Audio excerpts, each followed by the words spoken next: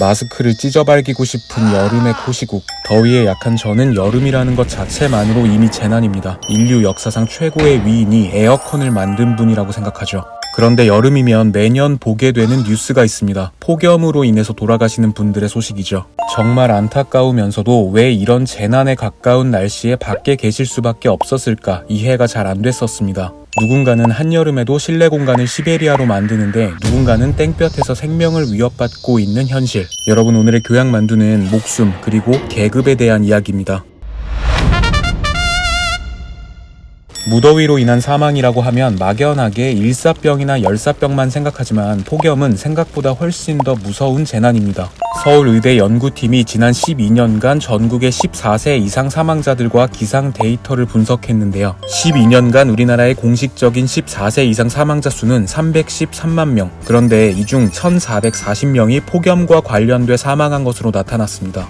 사망 원인의 다양성을 고려해보면 단지 기후로 인해서 목숨을 잃는 사람의 수치고는 너무나 많은 것이죠. 1995년 미국에서는 역사상 최악의 시카고 폭염이 있었는데요. 섭씨 41도, 체감온도 48도를 기록하는 미친 날씨가 계속되면서 7월 한 달 동안 시카고에서만 무려 739명의 사람들이 폭염으로 사망했죠. 이후 미국의 보건의료연구진은 이 폭염의 희생자들이 어떤 사람들이었는지 조사를 시작하는데요. 시카고 폭염 희생자의 대부분은 혼자 사는 노년층, 질병으로 인해서 누워있던 사람들, 엘리베이터가 없는 건물에 사는 사람들, 특히 높은 층에 사는 고령자들이었습니다. 이들이 그저 운 나쁘게 더위를 피하지 못해서 목숨을 잃은 것이라고 보기는 어렵습니다. 한 가지 사례를 더 보시죠. 미국에서 코로나19 사망자 비율을 보면 흑인의 사망률이 백인보다 훨씬 높습니다. 뉴욕시의 전체 통계를 봐도 흑인과 히스패닉이 많이 사는 할렘과 브롱크스에서 감염자가 유독 많이 나왔죠. 이 지역들의 공통점은 많은 가족 구성원이 한 개 세대에 몰려서 함께 사는 가구의 비중이 높다는 것, 그리고 지역 내에 의료시설이 현저히 부족하며 개인 보험의 가입률이 낮은 지역이라는 것입니다. 결국 앞선 폭염의 희생자와 코로나19 희생자를 관통하는 결론은 소득 수준이 낮은 계층일수록 목숨을 잃을 확률이 높다는 사실이죠. 사실 이건 지구상 모든 사회에 적용되는 엄혹한 진실입니다. 소득이 낮은 이들은 재난에도 더 많은 인명이 희생되고 질병으로부터도 취약하고 각종 위험에도 더 많이 노출되죠. 한 사회의 계층뿐 아니라 국가 간의 차이도 심합니다. 현대의 의료진은 면역결핍 바이러스 HIV를 관리가 가능한 만성질환으로 취급합니다. 그러나 아프리카에서는 지금도 어린 아이들이 HIV로 사망하고 있죠. 표면적으로 보면 이 아이들의 직접적인 사망 원인은 HIV겠지만 그 치료제의 공급을 민간 보험에 맡기거나 방관한 국가 권력층에 대한 이야기를 하는 사람은 많지 않다고 합니다. 대부분의 국가에서는 저소득층의 흡연율이 고소득층보다 높다고 하죠. 그리고 블루칼라의 흡연율이 화이트칼라의 흡연율보다 높고 당연히 그에 따른 발병률도 높다는데요. 만약 이 노동자가 사망을 하면 직접적인 원인은 암이나 개인의 금연 의지 부족으로 이야기할 수 있겠죠.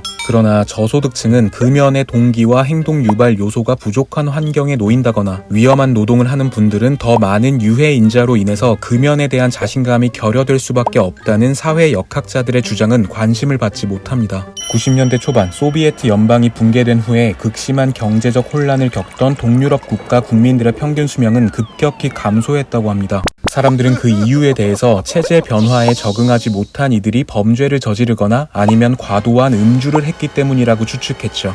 그러나 보건의학자들의 연구로 당시 동유럽 국가들의 정부가 공공보건의료 영역의 투자를 가장 먼저 그리고 가장 큰 규모로 줄였고 그 결정이 결핵에 의한 사망률을 높였다는 사실이 드러났죠. 언뜻 생각하기에 어떤 사람이 건강한가 그렇지 못한가 여부는 모조리 당사자의 책임처럼 보입니다. 그러나 사회 역학에서는 우리가 속한 공동체와 완전히 단절된 채 진행되는 병이란 존재하지 않는다고 보고 있죠. 우리는 좋든 싫든 모두 공동체에 속해 있습니다. 그리고 우리 몸에서 나타나는 모든 병리적인 변화에는 이 공동체가 가진 환경적인 요소가 작용한다고 합니다. 1950년대 들어서 현대의학이 흡연이 폐암의 원인이 된다는 명백한 사실을 밝혀냈죠. 그러자 이 과학적인 진실을 부정할 수 없었던 담배 회사들은 교묘한 전략을 취합니다. 암과 심장병의 원인으로 흡연보다 스트레스를 더 부각시키기로 한 것이죠. 이들은 당시 스트레스 연구의 세계적 권위자인 한스 셀리에 박사를 섭외해서 연구 자금을 지원합니다. 그리고 셀리에 박사는 암의 주요한 원인이 스트레스라는 취지의 논문을 발표하죠. 당연히 여론은 건강을 위협하는 원인으로 스트레스를 주목하게 됩니다. 흡연의 치명성은 이미 사람들의 관심사가 아니었죠. 이후 이 셀리에 박사의 논문은 담배와 관련된 소송에서 담배 회사들의 주장을 뒷받침하는 매우 중요한 근거 자료로 이용됐습니다. 1960년대에는 설탕과 심장병의 관련성을 은폐하기 위해서 제당업계가 하버드 과학자들의 연구를 지원한 일도 있었습니다. 이 과학자들은 설탕 이야기는 쏙 빼고 지방과 콜레스테롤을 심장병의 주요 원인으로 지목하는 논문을 발표했죠. 이 연구 비용을 지원한 제당업계의 관계자는 과학자들의 논문 제목까지 직접 정했고 논문 투고 전에는 초고를 받아서 직접 검토까지 했다고 합니다. 물론 당시 이 논문들이 담배 회사와 제당업계의 자본과 압력으로 발표됐다는 것을 아는 사람은 아무도 없었습니다. 돈과 엮인 연구 결과였다는 사실이 밝혀지기 전까지 사람들은 얼마나 많은 담배를 피우고 얼마나 많은 설탕을 먹었을까요? 그리고 이렇게 일상생활에서 가까운 제품의 해로움과 치명성을 감추려고 발악하는 사회에서 우리는 언제까지 병에 걸리지 않고 건강할 수 있을까요? 1994년에 사회보건학 분야의 역사적인 논문이 발표됩니다. 이 논문을 쓴 사람은 하버드대학교 보건대학원의 낸시 크리거 교수. 논문의 제목은 거미를 본 사람이 있는가? 의미심장하죠. 이 논문은 인간 질병의 원인을 거미줄로 비유합니다. 예를 들어 어떤 사람이 암에 걸렸다고 하면 가족력, 생활습관, 노동환경, 흡연 등등의 원인이 촘촘하게 그물망을 만들어 일으킨 결과겠죠. 그런데 낸시 크리거 교수는 정작 이런 원인의 그물망을 만든 거미에 대해서는 아무도 이야기하지 않고 있다고 말합니다. 즉, 개인적인 질병의 원인들이 자꾸만 생길 수밖에 없는 사회적인 이유가 있다고 꼬집은 것이죠. 하나하나의 거미줄을 어렵게 제거할 것이 아니라 끊임없이 그물망을 만드는 바로 그 거미를 잡아야 개인의 유병률 또한 낮출 수 있다는 것입니다. 미세먼지는 천식을 유발하고 성면은 폐를 망가뜨리죠. 그런데 우리가 무심코 행하거나 당할 수도 있는 폭언이나 차별 역시 누군가에게 병을 줄 수 있습니다. 다문화 가정 자녀 3,600여 명을 대상으로 학교 폭력을 당했을 때 그 대응 방식에 따른 건강의 차이를 연구한 사례가 있습니다.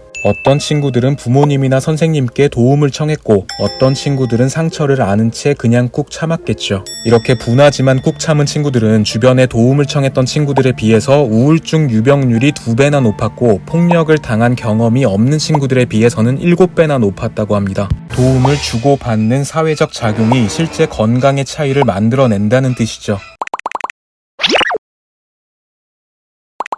내가 잘 모르는 사람이 질병에 걸리거나 목숨을 잃어도 그것이 나와 아무 관계도 없는 것은 아닙니다. 반복되는 산업재해만 봐도 알 수 있듯이 누군가의 목숨을 앗아간 어떤 사회적 요인을 가만히 뒀다가는 그 요인들이 언젠가 우리를 혹은 다른 누군가를 계속해서 위협할 테니까요. 대한민국이라는 공동체 속에서 살아가는 여러분 모두 안녕하시길 바랍니다. 교양만두였습니다.